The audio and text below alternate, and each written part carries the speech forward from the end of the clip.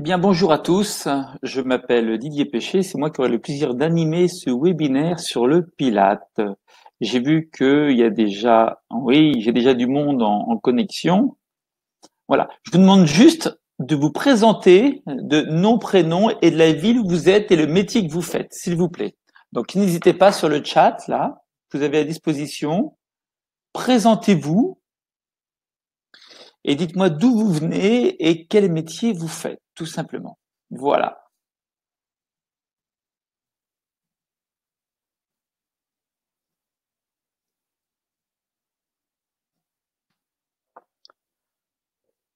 Donc c'est un webinaire où on va parler du Pilate, de la magie du Pilate, de l'évolution et de ce que vous pouvez en faire, vous, professionnels ou pas, de cette méthode. Je vois que le compteur tourne, les gens arrivent gentiment. C'est très très bien.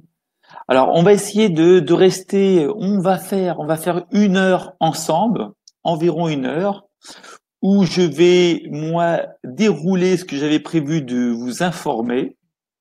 Et après, ou pendant le déroulement, je vous proposerai de poser des questions si suite à mes explications, vous voulez des informations complémentaires.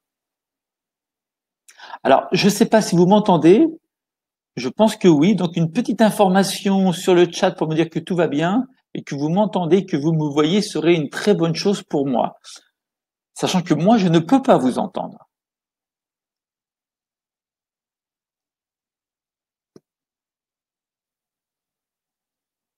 Donc, j'ai Agnès. Bonjour Agnès, j'habite dans les Vosges. Je suis professeur de danse, gymnastique et pilates depuis octobre 2017. Enchanté Agnès et merci pour le petit message. Oui, c'est important, les profs de danse, c'est... J'ai Agathe de Lyon, professeur de danse classique. Oui, donc j'ai toutes les danseuses, j'ai l'impression là. J'ai Chantal. Bonjour Chantal également. Bonjour Sandra. Donc a priori, j'ai pas de problème, tout le monde m'entend et tout le monde me voit.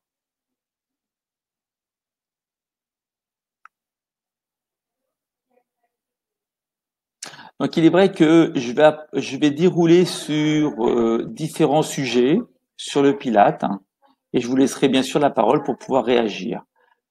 Frédérica, professeure de danse, maths 1 en Pilate. Cathy,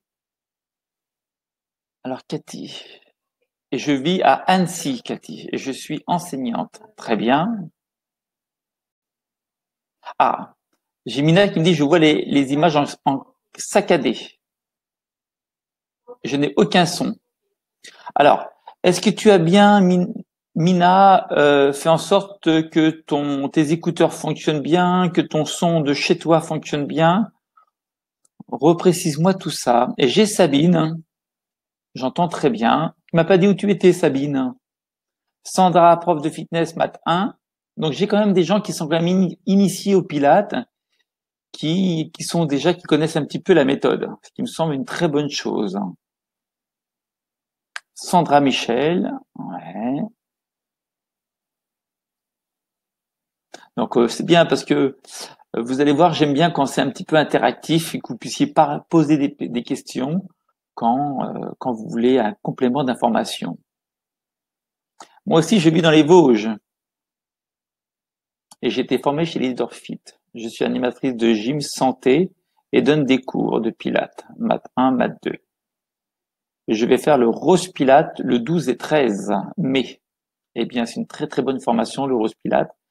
Tu auras sûrement Jocelyne Roland, qui est une spécialiste en France de tout ce qui est cancer du sein et du Pilate. Nathalie, bonjour Nathalie également. Voilà, je pense que tout le monde est là. Je vais pouvoir commencer. Et je voulais juste rappeler une petite chose qui était la clé de voûte du Pilate et où est la magie. Alors pour les gens qui ont pratiqué un petit peu, quand je dis un petit peu, les gens qui ont fait 3, 4 ans savent exactement où est la magie dans le Pilate. Pour les gens qui commencent, ils ont vu que c'était des mouvements, mais je ne suis pas sûr qu'ils ont peut-être pas perçu complètement où était la magie dans le Pilate. Pour moi, le Pilate les clés de voûte du Pilate reposent sur deux choses. Un, les 5 référentiels que vous connaissez, qui sont le bassin en neutre, le centrage pour le centre, la respiration, le placement des épaules et l'alignement de la tête. Et ça, vraiment, c'est une des clés importantes parce qu'on part du principe que la force est dans la colonne, qui fait que dès que la colonne vertébrale n'est pas placée sur ces 5 référentiels, on ne peut pas avoir les mêmes placements et les forces utilisables pour faire les mouvements. Donc ça, c'est une des clés de voûte. La deuxième clé n'est pas anatomique, n'est pas physique dans le sens du terme placement du corps dans l'espace, mais c'est un référentiel. C'est un vrai référentiel que je pense que vous connaissez tous. C'est tout ce qui est le centrage, la concentration, le centrage, la respiration, l'isolation, la précision, la maîtrise du mouvement et la fréquence. Et en fin de compte, ces deux éléments font la méthode du Pilate. Un, qui est la pensée, la psychologie qu'on doit adapter en faisant le mouvement. Et le second, c'est le placement du corps dans l'espace avec ce référentiel lié à cette pensée. Donc la clé de voûte du Pilate repose sur quoi? Sur la synergie du corps et de l'esprit.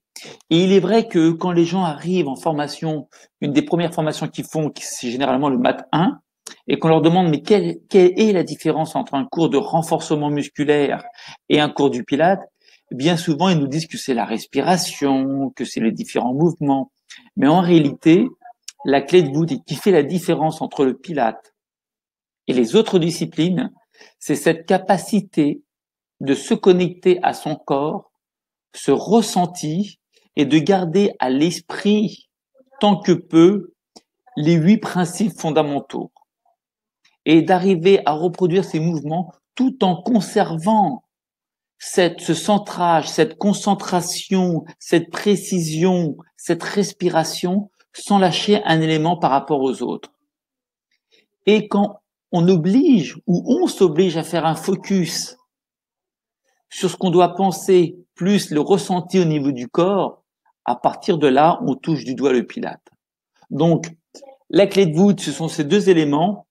Et la magie, en fin de compte, c'est vraiment cette connexion du corps et de l'esprit.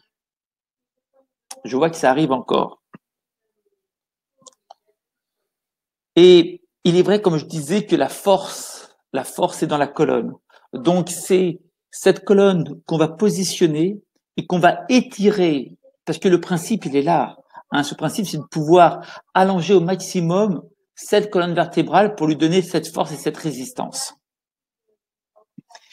Et je dirais que grâce en fin de compte à ce travail que nous faisons sur les 5 référentiels, sur ce focus que nous faisons sur les 8 principes fondamentaux, on peut prendre ces principes en fin de compte et après on peut arriver à les calquer sur d'autres disciplines qui sont dans notre secteur d'activité.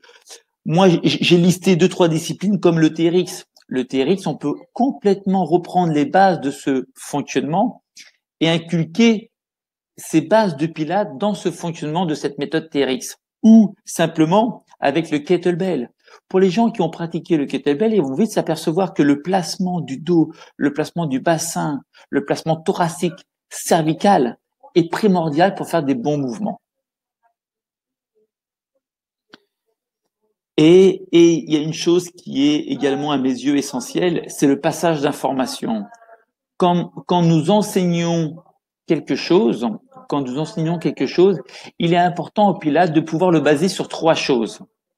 L'information visuelle, ce qui est important parce que la plupart des gens, en fin de compte, l'information visuelle, c'est 55% de l'information. L'information verbale, qui est également essentielle, parce que je leur dis et je leur fais voir. Et la troisième chose, c'est le ressenti. C'est la proprioception. Parce qu'on peut dire à quelqu'un, engage ton plancher pelvien. On peut lui dire, on peut lui donner une image. Mais si lui intrinsèquement, il n'a pas la sensation de ce qu'il doit ressentir, quels sont les critères qu'il doit ressentir pour avoir cette validation qu'il a bien engagée.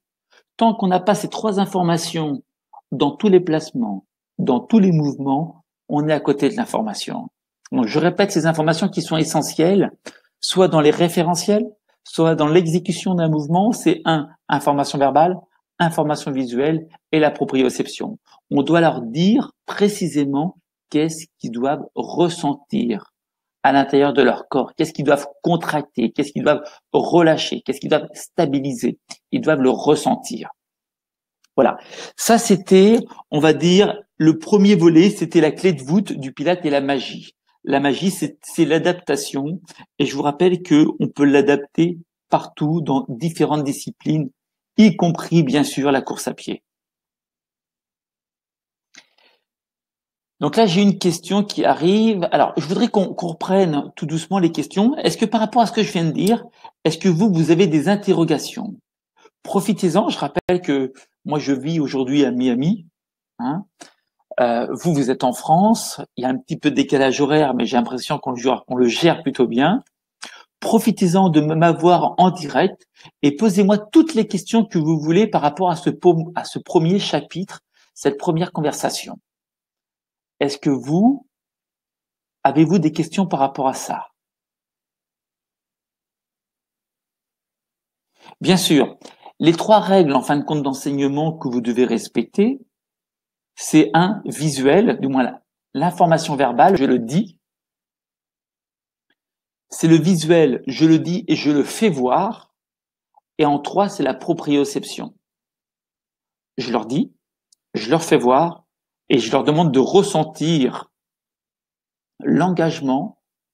Qu'est-ce qu'ils doivent, eux, ressentir à l'intérieur d'eux pour avoir cette validation que, ah oui, d'accord, je l'ai ressenti. Je le sens en moi que quand je fais ça, ça actionne ça. Et les moyens de communication que nous avons, c'est verbal et visuel. Et le ressenti, bien sûr. Je t'en prie, Aurélie. Est-ce qu'il y aurait d'autres questions par rapport à ça? Eh bien, s'il n'y a pas d'autres questions, je vais enchaîner directement. Pardon. La deuxième question, c'est que pourquoi le Pilate est un élément essentiel de la remise en forme? Pourquoi le Pilate est un élément essentiel de la remise en forme? Eh bien, en fin de compte, ce qu'il faut savoir que dès que les gens viennent faire une activité chez nous, une activité physique, ça soit du renforcement musculaire, des cours traditionnels, des cours aquatiques ou du functional training ou simplement de la musculation en machine guidée, du moment qu'il y a une activité qui se fait, il est pour moi essentiel que ces gens puissent s'approprier les bons placements. Il est essentiel pour moi qu'ils puissent s'approprier les bons placements, qu'ils puissent avoir un schéma en se disant quand je me place sous une barre, quand je me mets à une machine, quand je passe au sol, quand je fais des abdominaux, quand je fais des pompes, quand je fais tout ce qui est activité physique, bien sûr, je dois avoir ce schéma corporel qui me dit si je suis bien ou pas bien placé. Et aujourd'hui, il y a peu de cours, il y a peu de méthodes qui donnent ce référentiel. Et ce référentiel, en fin de compte, fait référence à notre première question, qui sont les 5 référentiels. Le bassin, le centre, la respiration, les épaules et la tête. Alors, pourquoi c'est indispensable? Parce que si toute personne avait cette éducation du placement du corps dans l'espace, adaptée aux différents exercices, obligatoirement, il y aurait moins d'accidents, il y aurait plus de sensations et de ce fait plus de résultats.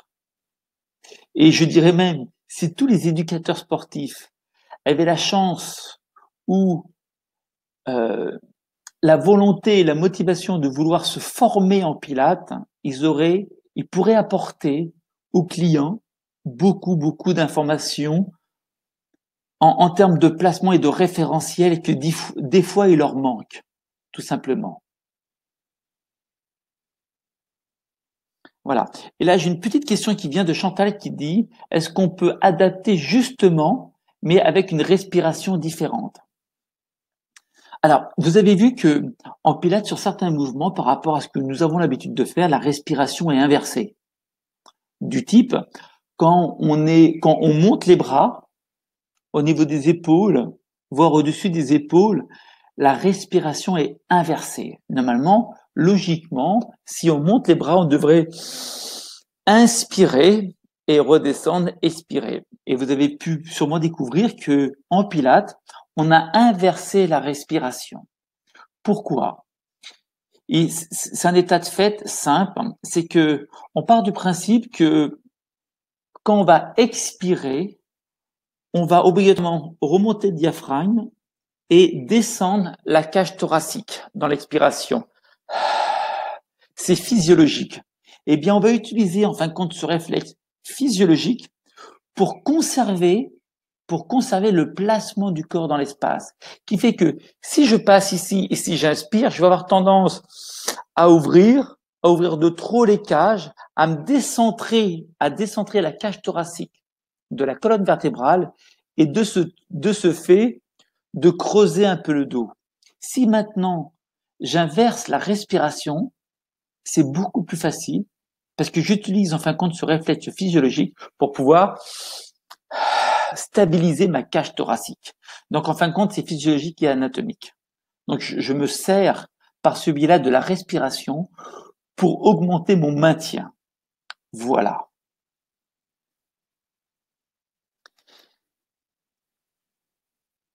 Donc sur la deuxième question, pourquoi c'est essentiel de faire du Pilates dans les centres de remise en forme ou même dans le monde associatif? Je rappelle les grandes lignes, c'est pour pouvoir donner de l'autonomie aux personnes qui pratiquent, une éducation, un schéma corporel, de façon à les rendre autonomes dans leur placement. Est-ce que par rapport à ces deux questions qui viennent d'être argumentées, est-ce que vous avez des questions par rapport à ça? Je bois un petit...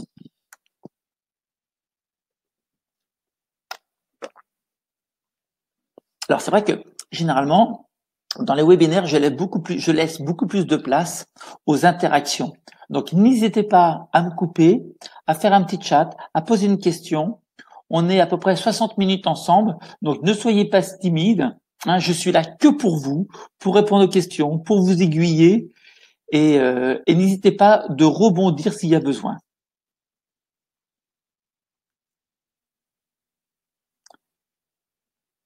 Alors après, la troisième question, c'était à qui s'adresse la pratique du Pilate?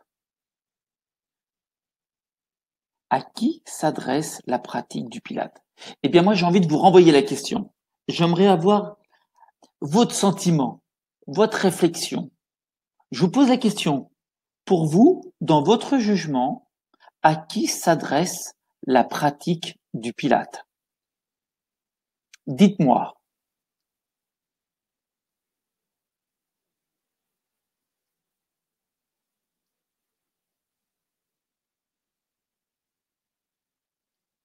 J'ai une question, ouais, tout à fait. Catherine me dit une question. On reviendra, Cathy, dessus, sans problème.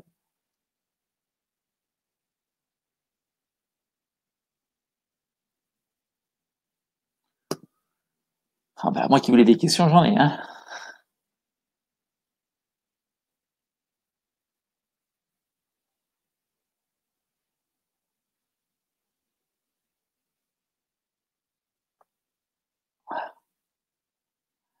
Magnifique. Alors là, je suis gâté, là, hein.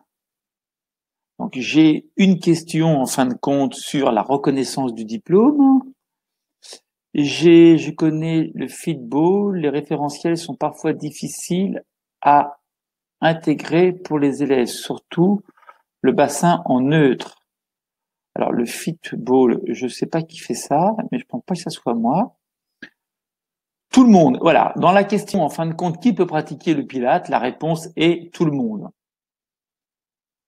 Tout le monde en tant que pratiquant ou en tant que pratiquant et professionnel?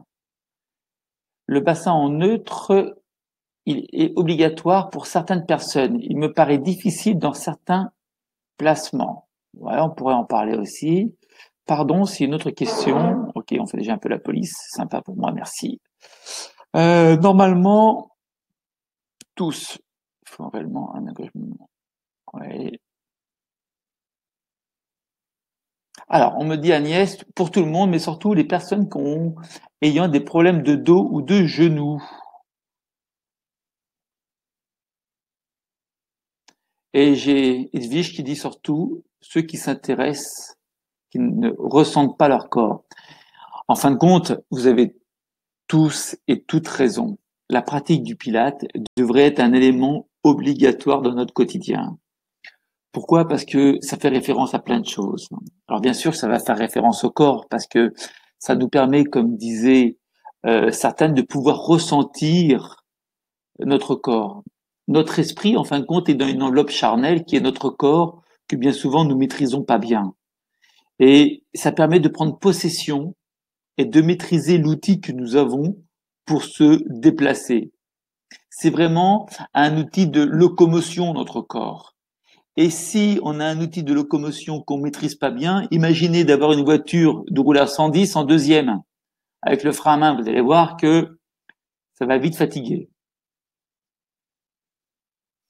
Donc, c'est important de bien maîtriser notre corps dans cette mobilité et également de maîtriser, de ressentir ce que le corps nous dit. Parce que mine de rien, il nous parle, il nous envoie des signaux. Et je pense que c'est indispensable d'être à l'écoute de ce corps. Et aujourd'hui, à qui ça s'adresse? À toutes les personnes professionnels, bien sûr, éducateurs sportifs, kinés, animateurs, qui sont dans un encadrement parce qu'ils doivent donner des référentiels de placement, de respiration, qui sont indispensables, soit pour le Pilate, cette discipline à part entière, ou pour d'autres activités de renforcement musculaire, des gyms traditionnels.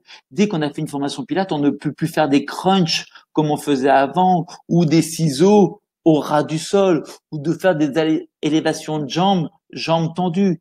Il y a plein de choses qui ne se feront plus dès que on a suivi une formation Pilate et qu'on a perçu l'essence de ce qu'était la méthode Pilate, avec ses placements, les référentiels et sa respiration. Donc oui, bien sûr. Et puis, bien sûr, toutes les personnes qui ont des bobos, des souffrances et qui veulent pallier à ces souffrances sans retourner régulièrement chez le médecin, prendre des médicaments, des infiltrations, aller chez le kiné. Donc, c'est un bien-être au quotidien du corps et de l'esprit. Alors après, je vais reprendre quand même quelques questions. Tout le monde, on a dit, la pilote méthode basée pour faire d'autres sports en toute sécurité, mais bien sûr, en toute sécurité. Dommage que pour beaucoup,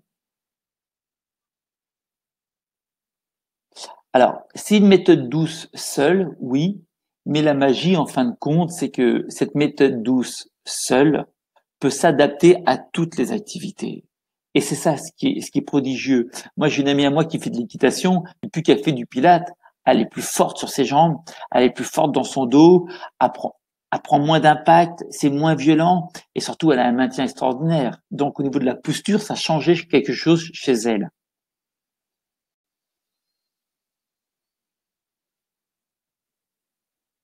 Voilà. Agnès me dit, j'ai dans mon public un grand nombre de personnes ayant des problèmes physiques de tout ordre et je trouve que le Pilate apporte des réponses positives à leurs problèmes de condition et de mettre en place un certain nombre d'adaptations. Bien sûr, parce que c'est aussi notre métier de pouvoir accueillir différentes personnes et de pouvoir, en fin de compte, leur donner la possibilité de faire du Pilate en adaptant avec des coussins, avec des supports. Tout à fait.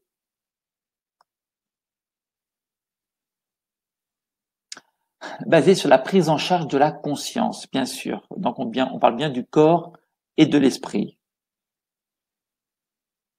Pouvoir faire du sport en toute sécurité. Bon, vous avez déjà tous les arguments, hein.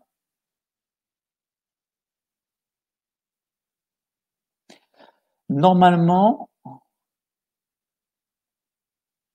alors Sandra nous dit quand encore on dit à qui s'adresse le Pilate, on nous dit généralement à tout le monde, c'est vrai. Et elle précise normalement à tous, mais je pense qu'il faut un réel engagement de la personne. Et il est vrai que c'est intéressant parce que quand les gens pratiquent le Pilate, il n'y a pas un réel engagement de la personne. Qu'est-ce qui se passe? Ils font pas du Pilate. Ils font de la gym traditionnelle. Ils bougent les jambes, ils bougent les doigts, ils gesticulent, mais ils font pas du Pilate parce qu'ils n'ont pas cette connexion qui est le corps et l'esprit et la proprioception. Ce travail intrinsèque qui est indispensable à la bonne pratique. Tout à fait.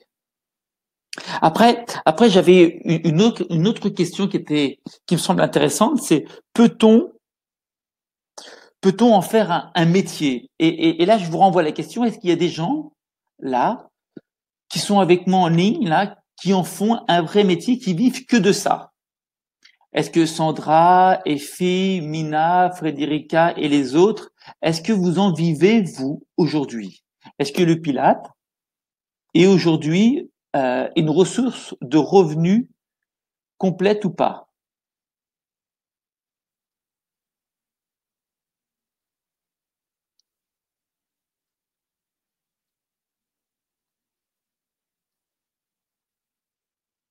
Alors j'ai Chantal qui me dit non, mais j'aimerais bien. Ok, donc j'ai une personne qui n'arrive pas a priori à en vivre complètement. J'ai Effie qui me dit non, pas encore. Non, pas encore. J'ai Aurélie.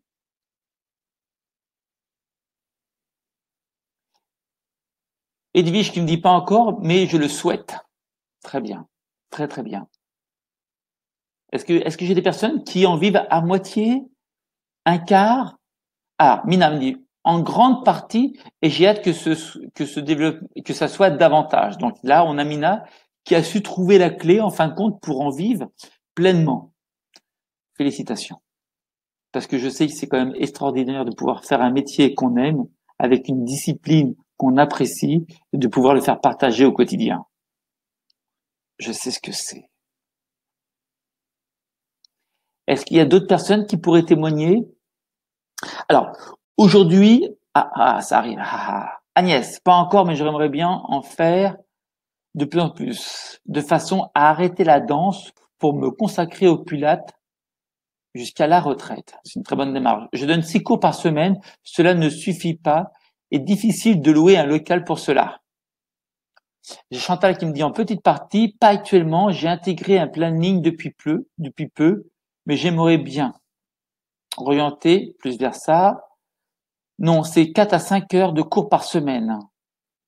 Une chose est sûre, c'est que c'est très agréable à enseigner. Cours en semaine. Eh bien, ce que je veux vous dire par là, à 5 cours, ok, 5 cours semaine pour Chantal. Ce qui est important, c'est qu'aujourd'hui, cette discipline, vous avez vu, il faut le prendre à bras le corps. Et c'est ce que vous êtes en train de faire aujourd'hui. Pourquoi je dis que c'est ce que vous êtes en train de faire aujourd'hui? Parce qu'aujourd'hui, il est quelle heure? Il est 20h59. Nous sommes jeudi, vous êtes avec moi. Ça veut dire que il y a quand même une sensibilité, une demande de votre part, une énergie intérieure qui vous pousse à pas regarder les informations, mais à rester avec moi, de façon que je puisse vous donner des informations que vous puissiez réaliser, si c'est votre rêve, de pouvoir travailler que du Pilate. Alors moi, je vais modestement vous donner des pistes et on pourra toujours en développer si on veut. Bien sûr, vous pouvez faire du coaching en Pilates. Ça veut dire qu'aujourd'hui, dès que vous faites du coaching, vous pouvez glisser dans votre coaching du Pilates. Vous pouvez bien sûr faire des cours collectifs, mais là, je pense que vous m'avez pas entendu pour ça. Vous pouvez, pour les gens qui sont dans un studio Pilates, pour les gens qui sont dans un club de fitness ou qui sont dans le monde associatif, je vois de plus en plus de gens qui mettent en place des cartes spécifiques dans les clubs ou dans le monde associatif, qui mettent des cartes spécifiques que pour ça. Donc, ils ont instauré 7, 8, 9, 10, 11 cours par semaine et ils font un abonnement spécifique que pour le Pilate. Et je m'aperçois que ça marche très très bien. Alors c'est vrai, un cours Pilates, c'est pas un cours collectif. Ça veut dans le sens, quand je dis ça entre guillemets, on fait pas des cours du Pilates à 34 personnes ou à 70 personnes comme je l'ai vu dans certaines salles de Paris. Non, du tout. Là, quand on fait des cours Pilates, c'est 8 personnes, le grand maximum. 8 personnes. Si on fait des cours à 8 personnes, comme ça se fait généralement, on peut trouver des coûts à l'unité par personne qui va entre 17 et 20 euros par personne.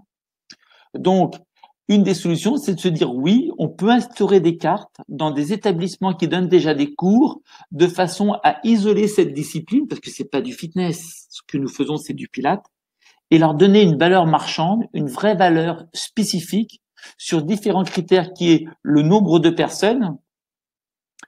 Vous allez rester à la loupe sur chaque personne. Ça veut dire que c'est vraiment des critères très précis qui fait que le mouvement est précisément bien fait parce qu'on a ces critères qui nous permettent de justifier que le mouvement est bien fait, la respiration, les placements, le neutre, tous ces critères-là. Donc, c'est une vraie valeur qu'on doit apporter aux gens et un bienfait. Donc, les cartes dans le monde associatif et dans les clubs, voire même maintenant, certains arrivent même à créer des corners. Ils prennent des espaces qui n'étaient pas vraiment utilisés ou pas très rentables dans les clubs et ils l'aménagent pour faire des corners, des petits centres de 60, 50 mètres carrés que en pilates, à l'intérieur d'un club ou du monde associatif. Et je le vois de plus en plus. Donc ça, c'est une très, très bonne démarche. Alors, je vois que j'ai 2-3 petites questions.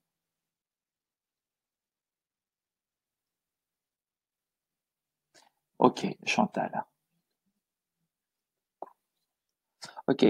Alors, il est vrai que vous êtes à mi-chemin entre le monde du fitness et le monde du Pilates, qui est, ma foi, deux mondes qui se marient assez bien si on laisse exister les deux produits. Pourquoi? Parce que dès que vous allez mettre du Pilates dans une salle de fitness et que vous allez le gérer avec une mentalité fitness, vous allez détériorer cette méthode Pilates. Cette méthode qui est de l'attention toute particulière sur chaque personne, pour chaque technique, avec une adaptation de chaque technique à chaque niveau de chaque personne. Et ça, je pense que c'est une vraie valeur. Alors, j'ai demandé...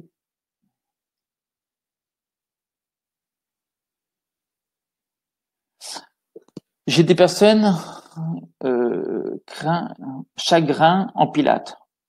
Pour les personnes qui ont des problèmes physiques, mais qui veulent reprendre doucement et sérieusement. Bien sûr, tous les gens qui ont été blessés, il est clair que quand vous allez leur proposer une méthode douce, avec toutes les précautions qui doivent être prises, ils vont rester chez vous.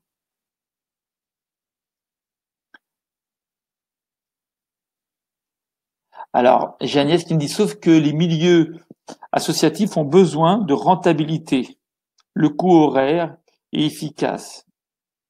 Alors, j'ai envie de dire, Agnès, faisons vraiment attention à ce qu'on met derrière tout ça, parce que quand je vois le monde associatif qui font des cartes, je dis bien des cartes à l'année, qui tournent autour de 150 euros ou 200 euros à l'année, pour certaines associations, ils sont encore moins chers que ça.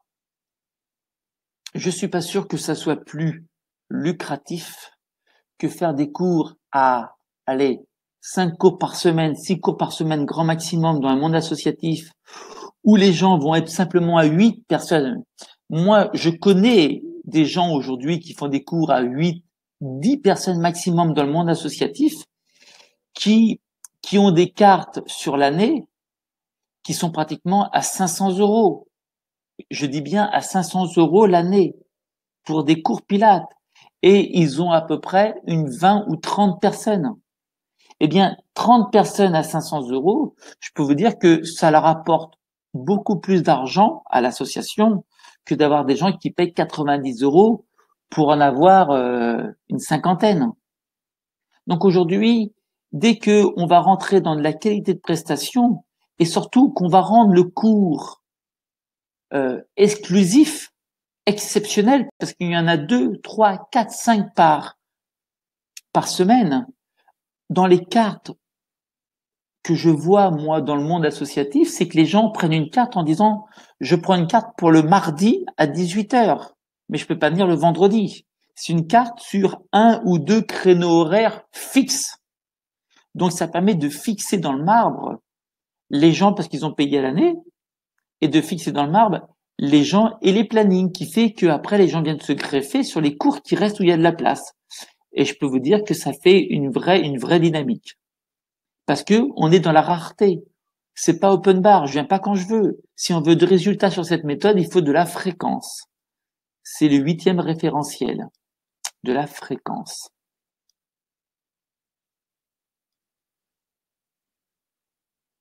Et là, vous savez, dans le monde associatif, il faut juste leur expliquer aux responsables. Bien sûr que ils sont dans d'autres valeurs de partage, mais ils ont un besoin de satisfaire une clientèle. Parce qu'on dira ce qu'on voudra, ce sont quand même des clients, même s'ils payent 90 € à l'année, ce sont des clients.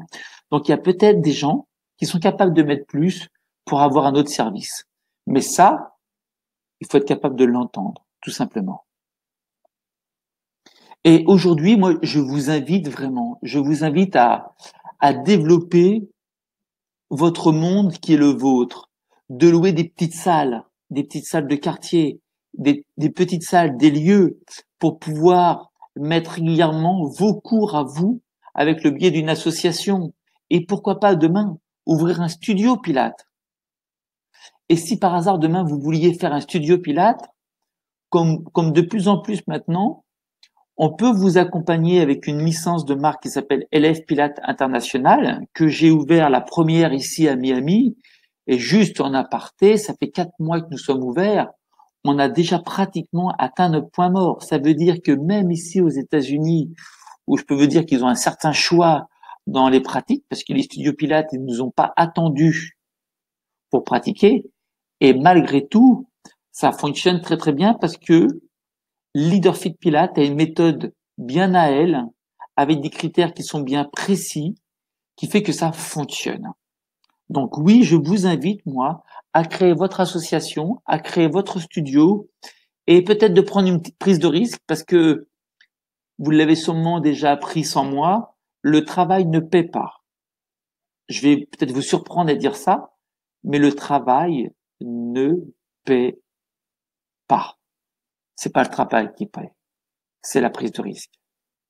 Vous savez autant que moi qu'il y a des milliers de personnes, des dizaines peut-être que vous connaissez autour de vous, qui ont travaillé jusqu'à 60 ans, 62, 65 ans, et qui finissent dans leur vie professionnelle et qu'ils n'ont pas plus d'argent que ça.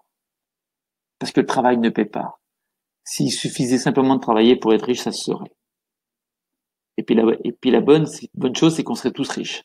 Et aujourd'hui, je pense que vous travaillez beaucoup et vous n'êtes pas riche. Parce que le seul moyen de pouvoir s'enrichir un petit peu, même si il n'y a pas que l'argent dans ce monde, mais si on veut avoir un confort de vie pour nous et nos enfants, notre femme, notre mari, et avoir une vie qui soit agréable à vivre au quotidien, sans que ça soit trop dur, et que les fins de mois ne soient pas trop dures non plus à vivre, il faut un minimum d'argent.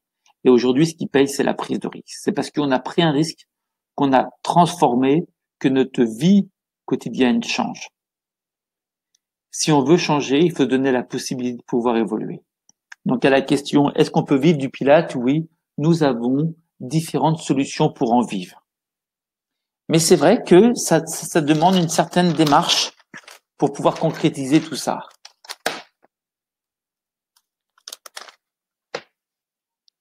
Et je vous laisse peut-être rebondir là-dessus, si vous voulez bien.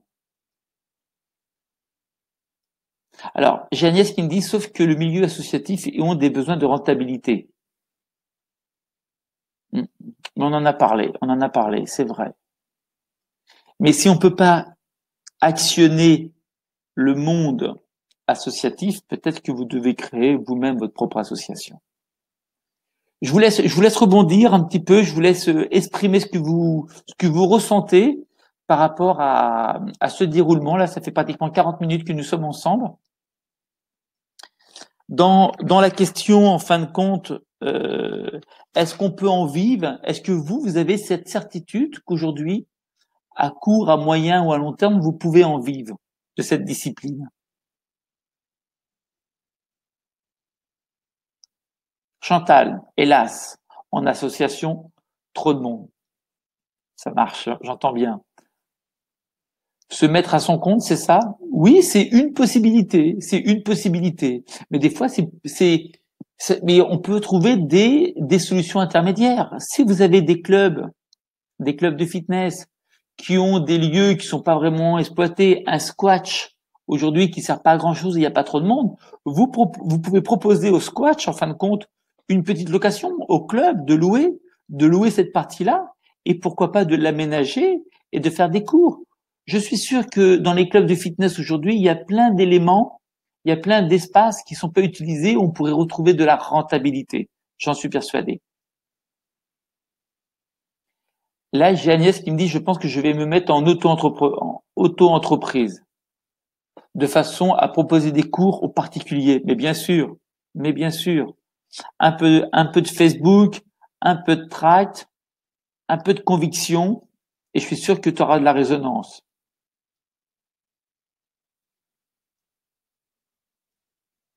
Alors, j'ai Frédérica qui me dit, mais il y a beaucoup de professionnels qui disent faire du Pilate, mais uniquement dans la forme, car ils n'ont aucune formation.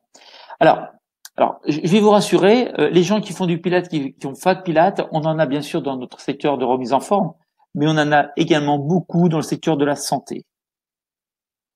Moi, j'en ai plein qui me disent, bah, le Pilate, on en fait depuis longtemps déjà.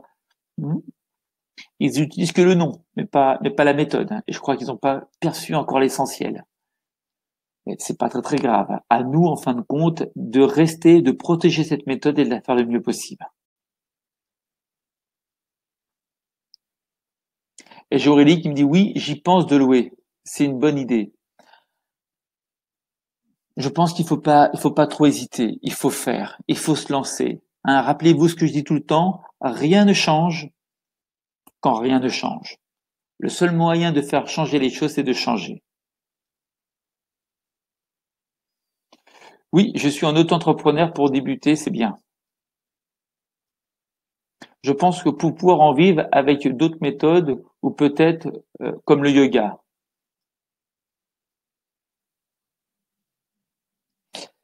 On me dit que c'est difficile de se faire connaître comme coach sérieux et motivé. Et là, en fin de compte, bien souvent, vous savez, quand j'ai plein de gens comme vous, des coachs et des éducateurs qui me disent ouais, mais pour en vivre, c'est peut-être pas facile, uniquement le Pilate. Ce qui serait intéressant, peut-être, c'est de mettre d'autres disciplines. Comme là, on me propose le yoga. Alors moi, j'ai rien du tout contre le yoga. Je trouve que c'est une discipline extraordinaire. Euh, mais restez focus sur une discipline ou deux. Plus vous allez augmenter l'offre, plus les repères pour les gens qui vont venir vont être difficiles. On n'est pas un self-service. On n'est pas un self-service. Hein? Les gens, il faut qu'ils trouvent une identité et une reconnaissance, une crédibilité quand ils vont venir chez vous. Et si vous vendez à l'étalage, si vous proposez plein de services différents, ils vont être un petit peu perdus et puis c'est peut-être pas vraiment ce qu'ils veulent. Donc restez focus sur ce que vous proposez. Restez vraiment focus sur ce que vous proposez. Et démarquez-vous par le professionnalisme, un bon discours et des vraies compétences. La formation est la base de tout. Si vous voulez évoluer personnellement, professionnellement, ça passera par de la formation. J'en suis persuadé. Alors, là, en entreprise, c'est aussi une très bonne idée.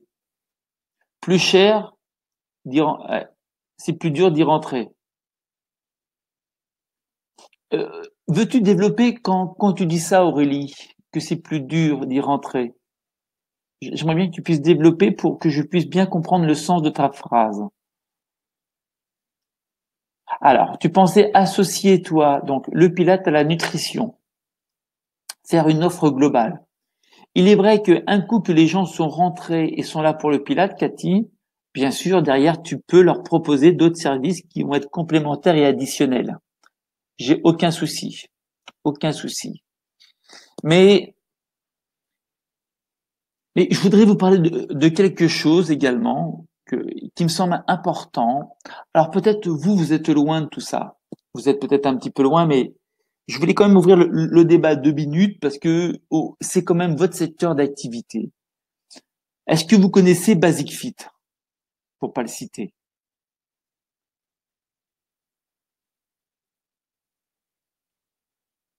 C'est pour la raison que je me forme, Agnès. Mais bien sûr, tout à fait. La formation passera par la réussite. Est-ce que vous connaissez, vous, cette franchise qui est Basic Fit? Aujourd'hui, ce qu'il faut savoir, Basic Fit, c'est une franchise low cost. Hein, c'est une société, en fin de compte, qui est, je crois, la société mère doit être en Hollande. C'est Basic Fit, non, Basic Tendance, oui. Basic Fit, c'est du low cost, ce sont des cours, ce sont des clubs de fitness low cost, pas chers, où il y a des cours en vidéo et qui arrivent et qui c'est une déferlante sur la France. Ce qu'il faut savoir, c'est que ils ont prévu, écoutez bien, entre 500 et 800 clubs Basic Fit en France. 500 et 800 clubs Basic Fit en France. Juste pour donner une référence, aujourd'hui, la franchise, la licence de marque qui est référence en France, c'est Orange Bleu. C'est une franchise, ils ont à peu près 300 clubs. Aujourd'hui, on parle pratiquement du triple. Ça veut dire que ça va être un raz-de-marée. Et ce qui est important de prendre conscience de ça, c'est que ce raz-de-marée Orange qui est aujourd'hui Basic Fit va tirer la prestation de service et va tirer les compétences vers le bas. Ça veut dire qu'aujourd'hui, il y aura, dans tous ces clubs-là, il y aura que de la vidéo, il y aura plus de professeurs. Il y aura plus d'enseignement, de cours collectifs ou très très peu. Et ce qu'il faut savoir, c'est que nous avons vécu déjà cette expérience en Belgique, en Hollande. Et moi, vivant aux États-Unis, nous avons également ce référentiel des grosses chaînes low cost qui arrivent avec pratiquement, pour ce qui est sur la France, pratiquement 1 milliard d'euros d'investissement qu'ils vont faire sur le territoire français pour développer 800 clubs. Et vous êtes en train de penser, mais pourquoi je vous parle de ça maintenant, sachant que c'est un webinaire sur le Pilate? Eh bien, je vais vous faire le lien directement. Pourquoi? Parce que dans toutes les extrémités, quand nous allons sur les extrémités, comme là, nous sommes en train de le faire avec ces clubs low cost où il n'y a pas de service, eh bien, les prestations de services qui vont exploser à côté de ces clubs, ce sont ce qu'on appelle les micro-business, les micro-gyms. Et des micro-gyms, c'est quoi? Ce sont des salles qui font 100, 150 mètres carrés, où il y a que du service, de la prestation personnalisée, où les gens réservent pour faire un cours, où c'est une discipline très spécifique avec un encadrement très spécifique sur réservation. Eh bien, je peux vous dire que dans les mois, les années à venir, il va y avoir un engouement parce que toutes les personnes vont aller faire des cours pour 9 ou 10 euros par mois, mais ils auront simplement une mise à disposition de machines sans conseil, sans valeur et sans information. Et je peux vous dire que aujourd'hui, ce qui va marcher demain, c'est ce que vous êtes en train de développer et en train de vous former aujourd'hui. Toute cette discipline, on va apporter de la valeur ajoutée et surtout de la valeur humaine qui est inexistante dans les grandes chaînes et dans les grandes machines low cost du fitness. Donc oui, je vous le dis aujourd'hui, c'est ce qui va exploser dans les mois et dans les années à venir. Donc je reprends un petit peu le discours du Facebook. Bien sûr, personne corrige personne, Agnès, tout à fait. Et les gens ne sont pas dupes, ils vont pas y rester longtemps. Stéphanie, tu as tout à fait raison. Et Basic Fit, c'est Basic Fit, c'est F-I-T, hein, Basic Fit. Et vous verrez que il y a une vraie porte qui s'ouvre pour vous. Par contre, là, Cathy a raison, on va tous les récupérer cassés. Donc, par contre, je sais pas si c'est une bonne chose ou pas, mais une chose est sûre, c'est que il y aura, comme il n'y a pas d'encadrement, il y a peu de chances que ça se fasse proprement. Il y aura peut-être des petits bobos, il est clair, parce que c'est ce qui se passe dans d'autres disciplines. Donc, bien sûr qu'il y aura un petit peu de bobos, et vous, professionnels, vous saurez les récupérer. Donc, voilà ce que je pense qu'il faut retenir, c'est que vous avez une vraie possibilité de pouvoir exister, travailler de ce métier, de cette discipline que vous aimez. Alors, il existe le yoga-lat. Le yoga-lat. Alors, moi, j'ai vu du yoga cardio, j'ai vu du pilate cardio, j'ai vu du pilate halter, j'ai vu du pilate musique. Avec donc restez focus et n'allez pas vous perdre dans des disciplines qui sont braquestes, qui sont un peu bizarres, où on fait que du marketing, il n'y a pas grand-chose derrière. Restez focus sur quelque chose qui est réel. Alors, elle dit, Manu me dit, j'ai aussi des bootcamps pilates dans des trucs drôles. Oui, tout à fait. Bah, vous savez, dès qu'on veut faire un peu d'argent, on prend quelque chose qui fonctionne et on va le décliner dans tout ce qui est à la mode. Pourquoi? Parce que le mot fait vendre. Et comme le terme motive, à partir de là, bien sûr tous les gens avec peu de scrupules vont vouloir surfer sur ces termes-là. Mais aujourd'hui, je vous conseille pas de rentrer dans des termes qui n'ont pas cette résonance professionnelle et identifiée.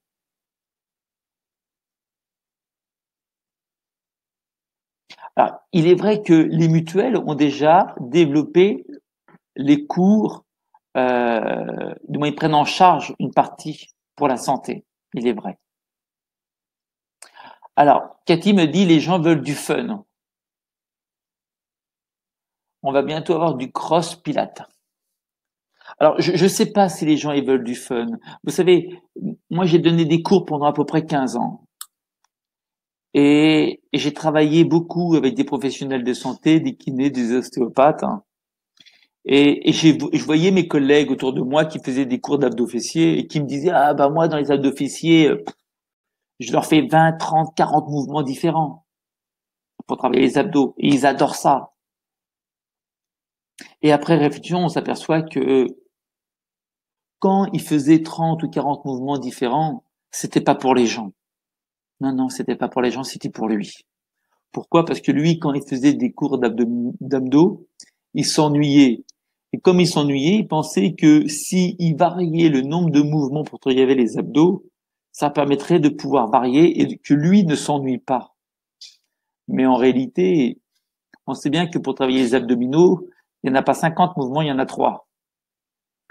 Donc, dès qu'on sort de ces 3 principes pour travailler les abdos, eh bien, obligatoirement, on fait des mouvements qui sont plus académiques. Et les gens sont surtout là pour avoir du résultat, du ressenti, que avoir du fun. On peut malgré tout faire des cours de pilates avec un grand professionnalisme, avec une très bonne atmosphère et une très bonne ambiance. Ce n'est pas incompatible.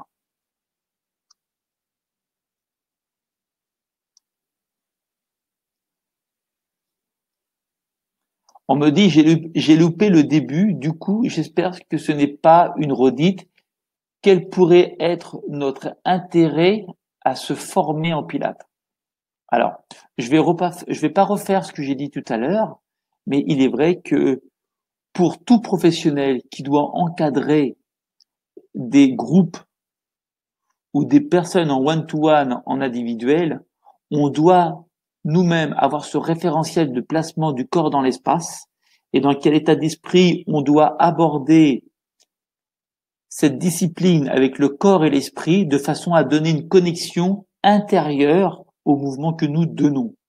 Donc en clair, pour nous professionnels, nous devons nous former et pour les clients lambda, les pratiquants, on doit les éduquer à avoir un placement et un schéma corporel qui pourront transporter dans toutes les disciplines qu'ils veulent exercer. Voilà. Donc oui, bien sûr, il est important de se former en pilates pour avoir les bases nécessaires pour pouvoir donner des informations. Je vous en prie, madame, je pense avoir répondu à votre question. Il nous reste à peu près 6 minutes. Maintenant, je voudrais vous faire participer et je veux bien que vous puissiez me poser vos questions, alors qu'ils soient en rapport le plus près possible, bien sûr, avec le webinaire. Ou pas. Mais dites-moi si je peux répondre aux questions.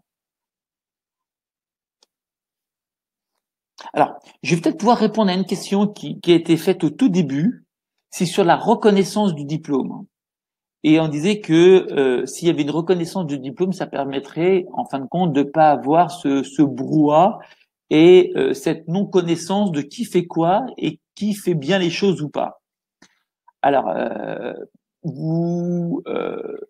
il n'y a pas beaucoup d'écoles en France qui ont un pignon sur rue. Le Pilate, déjà, c'est une discipline qui n'est pas reconnue. Hein, elle n'est pas reconnue au niveau du ministère Jeunesse et Sport. Donc, le seul diplôme aujourd'hui qui est reconnu, ce sont les diplômes d'État, ou maintenant ce qui est les BP. Donc, on me dit qu'il y a la fédération de Pilates. Alors, la fédération de Pilates, il faut remettre les choses dans leur contexte. Déjà, c'est pas une fédération, c'est une association. Hein, c'est une association Pilates. Et mettons, vous, là, vous êtes à peu près une trentaine, une quarantaine à m'écouter. Vous vous rassemblez à 3, 4, vous créez une association, vous l'appelez Fédération Pilates des professionnels et vous avez fait une fédération. Voilà, c'est ça. Alors, c'est ce qu'ils ont fait en fin de compte, hein, sans dénigrer. Mais par contre, je trouve qu'ils ont eu une belle démarche de vouloir essayer de fédérer des gens autour d'eux. C'est une bonne démarche, c'est une bonne chose. De là à mettre derrière le mot fédération avec tout ce que ça comporte, l'agrément ministériel, les subventions, la formation et tout, on n'en est pas encore là. Aujourd'hui, je peux dire que la seule école qui est reconnue, qui couvre le territoire français à 80% et qui existe depuis, on va dire, 2003, donc 15 ans, je parle de 15 ans d'existence sur le territoire français, c'est Leaderfit. Leaderfit est la seule école aujourd'hui qui peut se prétendre d'avoir cet historique, d'avoir ce vécu et cette expérience de la formation. On est également la seule école qui forme les kinés et les ostéopathes et les médecins. Ça fait à peu près une dizaine d'années aujourd'hui qu'on encadre. Alors, c'est bizarre, peut-être que vous ne le savez pas, mais la plupart des centres de formation où on forme les kinés, des grands centres de formation, vont nous acheter la formation Pilates pour faire dans leur centre de formation. En fin de compte, ils sous-traitent les formations Pilates par les formations Leaderfit. Alors, je ne sais pas si vous le saviez, mais on est très, très reconnu dans le monde de la santé. Alors, j'ai des questions qui viennent d'arriver. Est-ce qu'en formation, on apprend à adapter le Pilates à des personnes qui pourraient avoir mal au dos? Bien sûr. Hein, c'est tout le principe du Pilates, c'est l'adaptation et savoir s'adapter à ses clients. Et surtout, on a un registre de moyens de pouvoir adapter les postures et les mouvements tout en faisant ce renforcement musculaire sur une partie statique. Chantal, pourquoi je me sens un peu perdu avec certains collègues qui travaillent ainsi? Qui travaillent ainsi, ça veut dire quoi, Chantal? Chantal, ouais, le dos en neutre me semble logique totalement. Pour certains profs de Pilates, recommander le travail des lombaires impliqués des scoliosophiles. Recommander cela. Alors, il faut faire attention. Hein. Notre ami Joseph Hubertus Pilates, il a vécu en 1900. Hein. Il est né en 1880, il a vécu en 1900, il a développé cette méthode en 1900. Je vous rappelle que nous sommes en 2018. Depuis Joseph Pilates, on a passé un siècle, un peu plus d'un siècle. Alors c'est vrai que les connaissances anatomiques, physiologiques n'étaient pas les mêmes à l'époque. Et le référentiel que monsieur Joseph Hubertus Pilates avait n'était pas ceux que nous avons aujourd'hui. La recherche a fait des évolutions. Et si vous voyez ce que faisaient les mouvements Pilates il y a un siècle en arrière et maintenant, je peux vous dire que les mouvements ont évolué parce qu'on s'est aperçu que certains mouvements étaient dangereux. Et moi, je prends toujours le même exemple. J'avais lu un article il y a très très longtemps qui disait que quand on descendait en apnée, en profondeur, sans bouteille, simplement avec la respiration autonome, on descendait en profondeur, si on pouvait pas passer les 38 mètres parce que la pression de l'eau était tellement forte qu'on pouvait mourir. Aujourd'hui, en 2018, on descend à plus de 110 mètres. Ça veut dire que les données scientifiques qui, à l'époque, ont fait que les choses ont évolué. Donc, on peut pas dire que le travailler en neutre est mauvais parce que j'avoue, sur certaines personnes très, très, très spécifiques, on va adapter pour avoir des sensations. Mais le travail en neutre, c'est avant tout le respect physiologique des courbures. On ne marche pas en antéversion dans la rue. On marche avec un bassin en neutre. Donc, on doit respecter les courbures physiologiques. Les enfants, quand ils naissent avec leurs courbures. Donc, il est ahurissant de penser qu'on doit avoir une colonne droite, comme certains le préconisent. Donc, arrêtez. Il y a des recherches qui ont été faites scientifiques. Il y a des courbures qui existent. On n'est pas là pour refaire le corps. C'est juste pas possible, quoi. On doit respecter. Après, là, j'ai une autre question. Donc, je vais les reprendre. Est-ce qu'on concerne la prise en charge des formations? Mon association a financé le Math 1, mais ne peut pas me financer les autres formations que je souhaite faire. Je me suis renseigné pour utiliser mon DIF, mais ne fonctionne pas. Cherchez l'erreur. Je vais encore. Alors, il est vrai que le DIF ne finance pas ça. Par contre, le FIFPL, pour les auto-entrepreneurs, les gens qui sont auto-entrepreneurs, ils ont droit à ce qu'on appelle au FIFPL. Et le FIFPL, je crois que l'enveloppe est de 900 € par an. Donc, il y a un levier de financement du FIFPL. Et je crois que quand nous voulons quelque chose, quand nous voulons faire évoluer notre vie, il y arrive un moment, il faut faire un chèque. Il y a un moment, il faut investir sur nous-mêmes. Et je crois, toute raison gardée, il ne faut pas compter sur les autres pour nous faire progresser. Il ne faut pas compter sur l'association, la société, la prise en charge pour nous faire évoluer. On doit être capable de financer proprement ces formations. Moi qui ai travaillé dans plusieurs pays, donc aujourd'hui je suis aux États-Unis, les gens payent la formation pour pouvoir évoluer, pour pouvoir grandir. Et c'est vrai qu'en France, on a une chance incroyable de pouvoir se faire financer dans certains cas de figure les formations. Donc, utilisez-les parce que ce sont vos droits. Mais quand vous êtes arrivé au bout, n'hésitez pas, faites-le. Et nous, Leaderfit, on sera ravis de vous accompagner. S'il faut que vous puissiez financer en 5, 6, 7, 10 fois les formations, on vous fera un échéancier pour vous accompagner. Le but du jeu, c'est de vous aider. J'ai Cathy qui me dit il suffit de cumuler les formations jusqu'à atteindre 120 heures. C'est vrai que pour le DIF, il y a 120 heures. C'est sur 6 ans, 20 heures par an, additionnable sur 6 ans, ça fait 20 heures. Ça fait 120 heures. Ce qu'il faut savoir également, et je ne suis pas sûr que tout le monde le sache, c'est que c'est une obligation à l'entreprise de vous former. Toute personne qui n'a pas été formée sur les heures du DIF cumulées sur 120 heures est pénalisable d'une amende de 10 000 € par salarié. Donc voilà. Et c'est vrai que j'ai une personne qui me dit une formation, je crois que c'est un investissement. Je préfère dépenser de l'argent pour mettre dans ma tête plutôt que de l'argent pour mettre dans ma voiture. Bon, il faut payer l'essence, il faut payer la vignette, mais c'est vrai qu'aujourd'hui, le meilleur investissement que vous pourrez faire pour vous, c'est vous. Le meilleur investissement que vous pourrez faire pour vous, c'est vous. Nourrissez-vous, apprenez, formez-vous, donnez la chance de pouvoir changer. Et j'ai Mina qui me dit le FIFPL fonctionne très bien, oui. Vous voyez, si vous êtes auto-entrepreneur, ça veut dire que vous avez un vrai levier de pouvoir financer vos formations. Cathy me dit Math 1, Math 2 et Math 3 et Rose Pilates. Ça veut dire qu'aujourd'hui, ça fonctionne. Seniors et femmes enceintes. Que pensez-vous du Pilates enfant? Ce n'est pas trop statique. Et alors, le Pilates enfant fonctionne très très bien.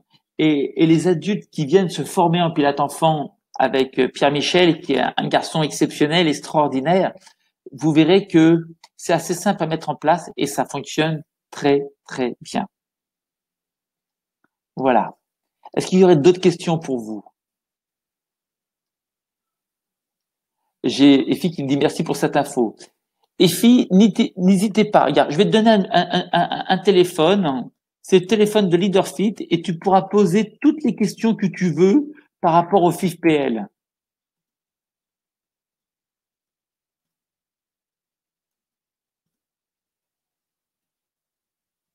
Ça, c'est le numéro de téléphone de LeaderFit. Hein. Vous appelez au bureau, vous dites voilà, j'ai fait le webinaire avec Didier en Pilates, on a parlé du FIFPL et on me dit que je peux être prise en charge par ce biais-là et on sera ravi de pouvoir t'aider, vraiment te financer, te faire un plan de formation, de t'accompagner, de faire toutes les démarches nécessaires que tu puisses atteindre ton objectif. Edwige qui me dit, on m'a dit qu'un prof de Pilates préconisait les courbures au maximum. Je ne pense pas. Pouvez-vous me rassurer? Non. Aujourd'hui, on parle de courbure référentielle, naturelle. Aujourd'hui, le bon placement, c'est pas d'accentuer les courbures, c'est pas non plus de les effacer. On parle de les respecter. Si vous êtes formé chez LeaderFit, on vous l'expliquait tout ça. Restez dans vos référentiels, restez dans ce qu'on vous a donné comme information. Je vous rappelle qu'aujourd'hui, ça fait 15 ans que je fais de la formation. Ça fait 15 ans qu'on a formé plus de 10 000 personnes. Je vous rappelle qu'on est numéro 1 dans tout ce qui est formation pour les kinés, pour les médecins. Je peux vous dire que si on n'avait pas le bon discours avec les bonnes méthodes, on n'en serait pas là. Donc, restez focus là-dessus. Alors, pour moi, à chaque fois que j'ai dû faire du pilates, pour moi, j'ai des courbatures partout. Alors, aujourd'hui, le pilates, c'est dur. On dit que c'est une méthode douce, mais c'est un vrai renforcement musculaire. Ce qui fait que, bien sûr, il faut avoir une pratique régulière pour pouvoir adapter le corps, hein, à cette pratique. Et c'est une contraction spécifique, c'est un entraînement spécifique. Et ce que je préconise, c'est que tous les éducateurs devraient au moins s'entraîner deux fois 30 minutes par semaine minimum. 2 fois 30 minutes de pratique. Aujourd'hui, vous êtes sûrement des très bons enseignants, mais peut-être que vos élèves ont un meilleur niveau que vous, physiquement parlant, parce qu'eux, ils prennent vos cours et ils s'entraînent. Et vous, peut-être que vous n'avez pas le temps ou vous prenez pas le temps de vous entraîner. Alors, Mina, autre question. J'ai mes élèves qui sont vraiment dans la prise de conscience. J'ai un groupe depuis 2 ans et davantage dans la compétition. Ces derniers temps, alors, attends, oh là là, ces derniers temps, pardon Mina, je l'enseigne. Tout à fait. Là aujourd'hui, on n'est pas dans la compétition. Aujourd'hui, on est dans le ressenti. Et ce qu'il faut savoir, c'est que plus on monte en niveau, moins on fait de répétitions. Plus on monte en niveau, moins on fait de répétitions. Normalement, sur un niveau advanced, on fait 3 répétitions. Ça veut dire que sur 3 répétitions, on met l'essentiel de sa concentration, de son focus, de son ressenti. Ces 3 répétitions qui sont faites à la perfection. Voilà l'objectif. C'est qu'à chaque fois qu'on va pratiquer, on va ressentir des choses différentes. On va s'auto-corriger. C'est un vrai feedback qu'on a de soi-même.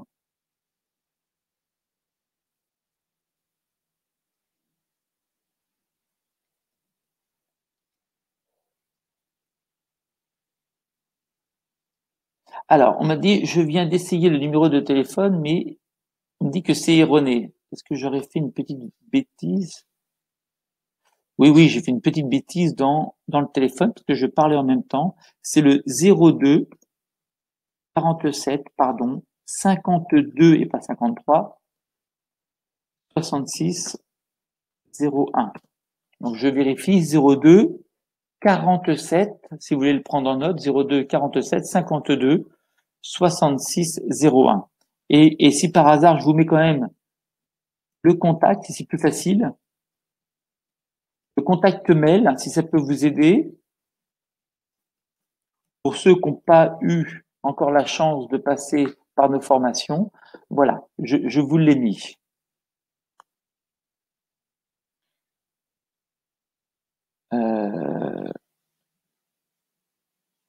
J'en fais tous les jours. Ok, ok, j'en fais. Donc, toi, tu as une pratique régulière, ce qui me semble une très très bonne chose.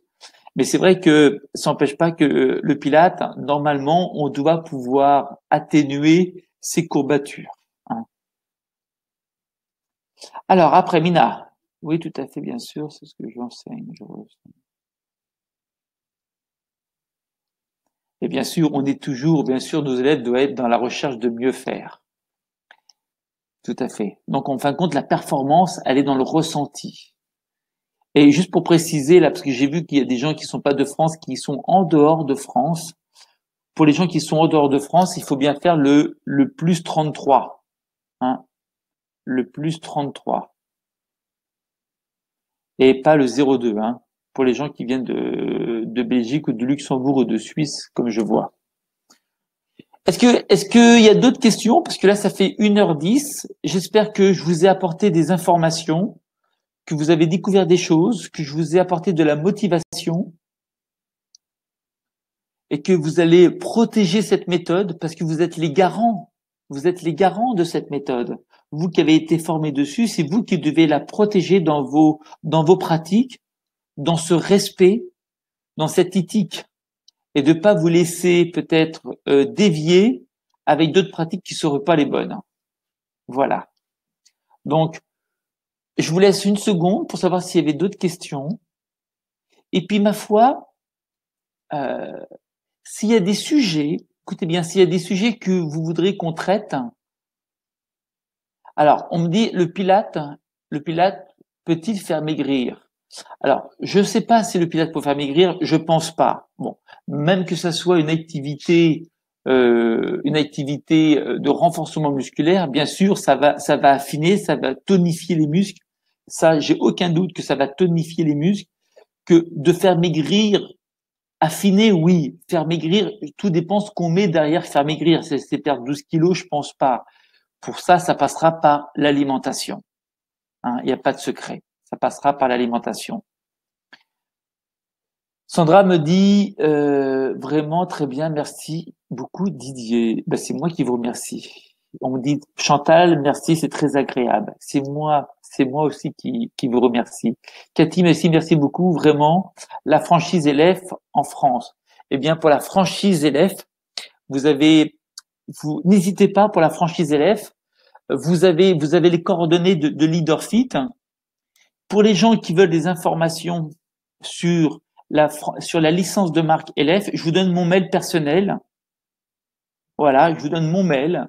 Donc, si vous voulez des informations complémentaires, sachant que c'est en septembre qu'on fait la rentrée, donc c'est en septembre qu'il faut mettre en place ce genre de projet. Donc, je vous mets mon mail, voilà, didier@leaderfit.com. Contactez-moi et je serai ravi, comme j'ai fait déjà pour 3, 4, 5 personnes, de vous accompagner sur ce projet de façon que vous puissiez en vivre et que ça soit une belle aventure pour vous. Parce que n'oubliez pas, quand nous formons les gens, ce que nous souhaitons le plus, c'est de pouvoir vous accompagner et que vous puissiez être indépendant dans cette discipline et en vivre si c'est votre passion. Je dis bien en vivre si c'est votre passion. Sinon, restez dans vos activités où vous vous épanouissez. Mais si vous pensez que vous avez la foi, le cœur, l'exigence et l'envie réelle de vouloir vous épanouir à travers un studio Pilates ou le Pilates tout court, faites-le. Faites-le. Faites-le. Et le Pilate est une préparation physique, oui, bien sûr. Patricia me dit merci, ça motive encore plus pour continuer le Pilate. J'espère bien. Moi, j'en fais, moi, je pratique, et je vous dis que au quotidien, parce que je suis avant tout un chef d'entreprise, on prend du stress. Vous aussi, vous prenez du stress, et ce genre de discipline nous maintient en forme, personnellement, psychologiquement et physiquement. Voilà. Donc, si une dernière petite question et après, bah, on va se séparer là-dessus. Est-ce que, pour vous, est-ce que s'il y avait un webinaire à faire pour vous aider à passer le pas, pour vous aider, pour répondre à des questions diverses et variées, ça serait quoi? Quel serait aujourd'hui le webinaire qui serait extraordinaire pour vous aider?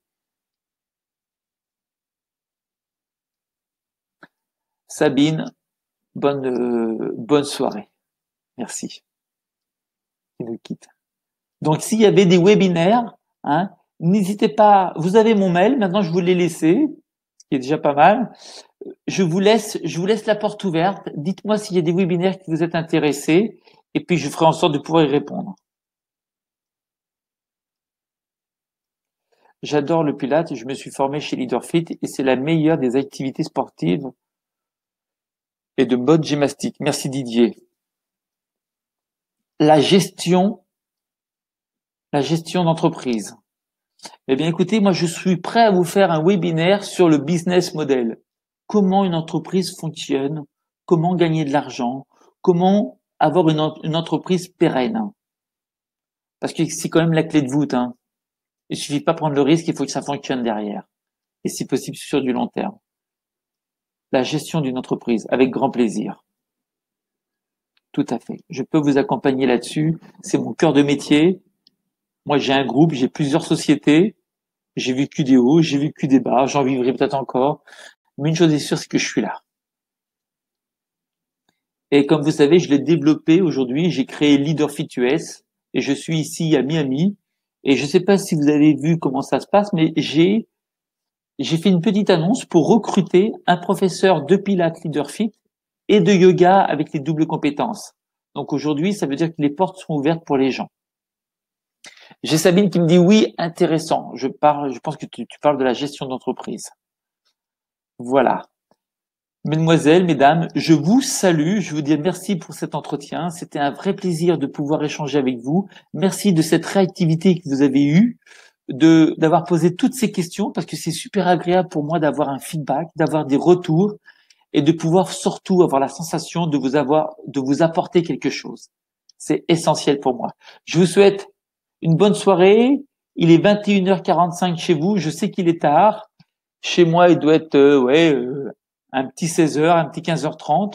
Donc, bonne continuité. Reposez-vous bien. Et merci à vous et à très bientôt. Au revoir.